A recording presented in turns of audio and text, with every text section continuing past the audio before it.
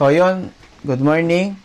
I am Just Floor Speechcraft and yung aking topic ngayon na ihahabol ko lang guys ka-live kasi ako sa TikTok tsaka sa Facebook. So ito lang, one of my good idol na hinahangaan ko noong sisimula pa lang siya is Sir Kong TV.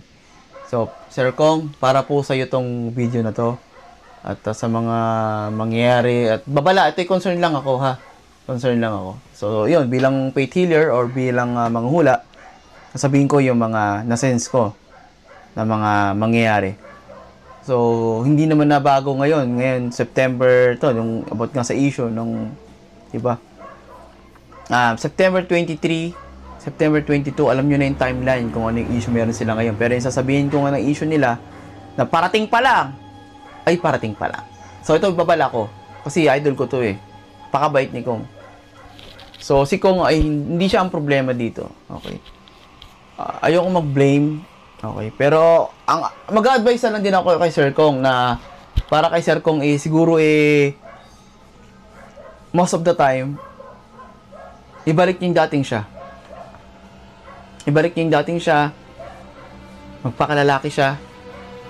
Okay? Because this is not the Kong that I used to love. This is not the Kong that I used to watch. Masabihin ng iba, well, being a fatherhood or being husband's taking a toll, ganun. Baka yung change characters niya, ganyan. Hindi ko sinasabing nag-iba yung ugali niya dahil sa yaman na meron siya ngayon. Hindi po. Nag-iba si Kong dahil sa mga opinions, modified opinions na dapat niyang sundin. So, masasabi ko din naman, advice to kay Kong at advice din to sa asawa niya, si Madam B.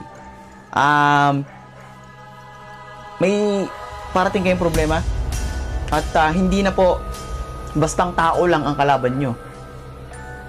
Hindi lang bastang ka-vloggers nyo. Hindi ako magiging isa doon, pero ang magiging kalaban nyo ngayon mismo mga supporter nyo na ang mga paparating na kalaban ninyo. And you don't have to fight. You don't have to win. You don't have to lose. All you gotta do is acknowledge me. And then joke lang. All you gotta do is bring back what you always do, the best.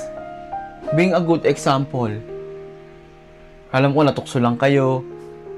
Kaya nga hindi na kayo naglalabas sa mga kung ano mga apology.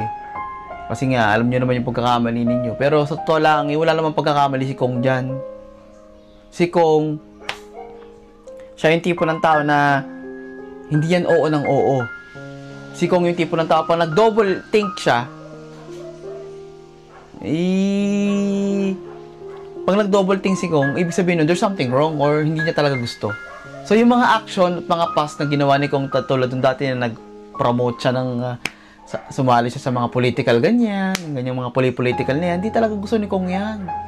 Hindi talaga niya gusto. He just want to live a simple life, a wealthy, simple, peaceful life. He doesn't like politics. That's the true Kong. Yun yung totoong na-sense ko kay Kong na hanggang ngayon nakatago lang sa kanya. So ako bilang asawa ni maging guidance na lang ako sa kanila. Para mabalaan at ma-resolve na nila agad yung mga past, yung mga future nilang problema. Kasi itong dalawang mag-asawang to, sila ang magkakaroon ng problema. Maniwala kayo sa hindi. Hindi yan typical na si Kong magkakaroon ng issue na may third party. 1 to 2 years, mangyayari yan. Pero dahil nga nasabi ko, sana mapanood nila, baka hindi na mangyayari kasi mapanood na nila. Ay, hindi totoo yan. Scam yung Jesse Flores Speechcraft niyan, gumagawa lang ng kwento yan, gumagawa lang ng content yan. Pero, papatunayan ko sa inyong hindi. Kasi, eto pa lang kung mapapanood man talaga nila nito, lalo si Sir Kong, sasabihin niya sa 100% din yan na totoo yung sinabi niya ng Jesse Flores Speechcraft na yan. Hindi ko talaga gusto yun. Ayaw lang niyang mag-name drop kasi baka mamaya silang dalawa ng asawa niya mag-away. Pero sa totoo lang si Kong na-influensyahan lang. Sabihin na lang natin na na-influensyahan silang mag-asawa. Pero ang number 1 talagang nasundutan lang ng bulong dyan at na-encourage lang din si Kong po talaga. Si Kong lang po talaga yung tunay na hindi gusto yung mga ganun. Napilitan lang siya kumbaga. So, hindi dahil sa idol ko si Kong kaya nililinis ko siya. Hindi, sinasabi ko lang yung totoo. At meron na rin siyang mga I don't even have to depend him. He doesn't need me. He doesn't have someone depending him. His actions are his fault. Yun ang kanyang lesson na tangay-tangay nila na dala ng kanilang magulang. Take responsibility sa inyong pagkakamali. And Kong is losing that personality. Tandaan mo, Kong, ikaw ang lalaki. Tandaan mo, Kong, na sarili mo pa din. Kaya gumanda ang buhay mo, kaya nagkaroon ka ng magandang asawa, or magandang anak, pamilya. Nasa iyo na ang lahat ng gusto na, nasa iyo na ang lahat na mga dating hindi mo naman pinapangarap, nangyari na lang. Alam mo kung bakit, Kong? Alam mo kung bakit? Kasi mabuti kang tao. Yun yung totoo. You inspired me when I was on zero. You were the one who inspired me noon. Make me laugh. Make me laugh. Tinatawa mo ko ng pinatawan noon. About yung sa 10 utos sa vape. Yan. Tanda-tanda ko, doon kita nakilala. Sa 10 utos ng vape. Doon siya nagsimulang mag-start ng sumikat yung timeline na yung year na yun. So, ito, bilang pasalamat, bilang taga-supporter ko talaga, na talagang supporter mo, susuklian kita. Na ako naman yung biniyayaan, pero hindi yaman ang biniyaya sa akin, kundi kapangyarihan na makakita at mag-guidance ng future or nakaraan ng tao. So, Sir Kong, ibalik mo yung dating ikaw. Siguro, biglang bilit sasabihin nito, wala naman nagbago sa akin, ganun. No. Don't fool yourself. Something has changed. And, trust me, ang mas mamahalin at mas gusto mong ipakita at makilala ng anak mo, Sir Kong, ay yung dating version mo. Yun ang gusto mong makita ni Kidlat. Yung Kong na lumaki sa hirap, na nag-strive ng pataas, nang hindi nag-cut corners, yumaman at sumikat si Kong hindi dahil sa politika. Siya pa nga ang kinailangan ng politika para manalo eh. Real talk. Yung impluensya ni Sir Kong, yung charisma at kabaitan niya, yung totoong siya. So Kong, please, 'di ba? Kung ano yung version na minahal ni Miss B, sana yun yung i-maintain niya. Wag mong, kumbaga, Madam B, wag mong itulak si Sir Kong sa pasensya na sa sasabihin ko. Pero you are one of the reasons why Kong is taking a toll. You're changing. You should be the one na nag-guide kay Kong na sigurado ka ba sa mga ganyan, baka mamaya. Diba? Kasi si Kong, kilala ko yan si Kong eh. Sa puso ha, sa kaluluwa. Kahit walang kita yan sa isang buwan, okay lang sa kanya. Basta siya ay gumigising sa umaga, grateful yan kay God. Hindi na niya kailangan ng 50 million. Hindi niya kailangan ng ganun. Sasabihin ng tao, siyempre maintindihan ko kung bakit kukunin niya yung ganung klase. Kung meron man, kung totoo nga, hindi ko kino-confirm kung totoo ha. Kung yun nga yung hindi ko sinasabing yun nga. Pero whatever, yung point ko, ang intindihin ninyo. Yung point ko. Don't mislead. And don't be misguided. And then don't be confused. Because I'm straightforward. This is for Kong. Okay? Para sa kanya to. Na yung mga yung kanyang pinagdaanan nang siya nagsisimula pa lang.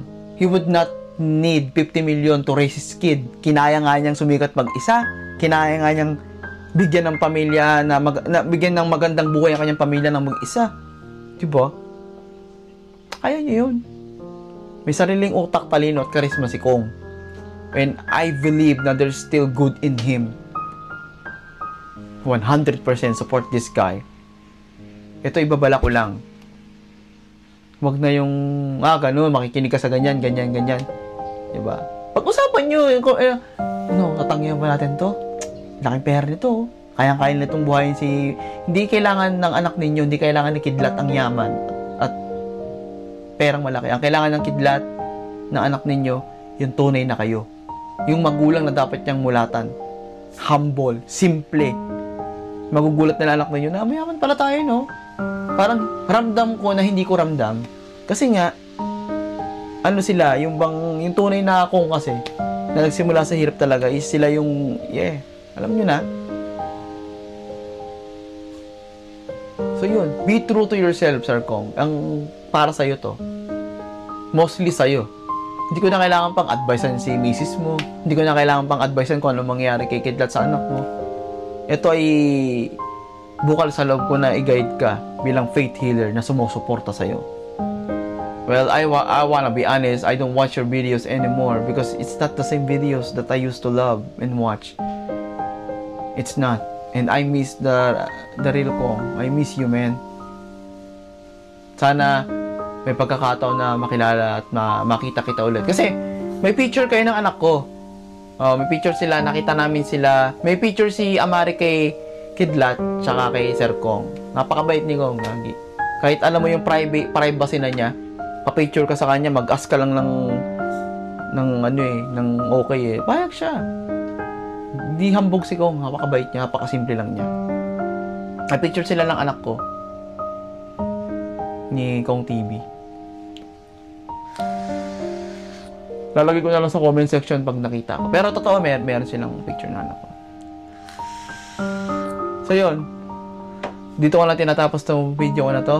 Ito ay pagmamalasakit ko lang. Ito ay hindi ko opinion, ito ay guidance ko kay Sir Kong TV na kanina pang may tawag ng tawag. Time first muna, okay? So yun, maraming salamat. Sana kapanood niya to. Good morning! And praise God. Thank you. Namin Patris Spiritus Sancti. Amen.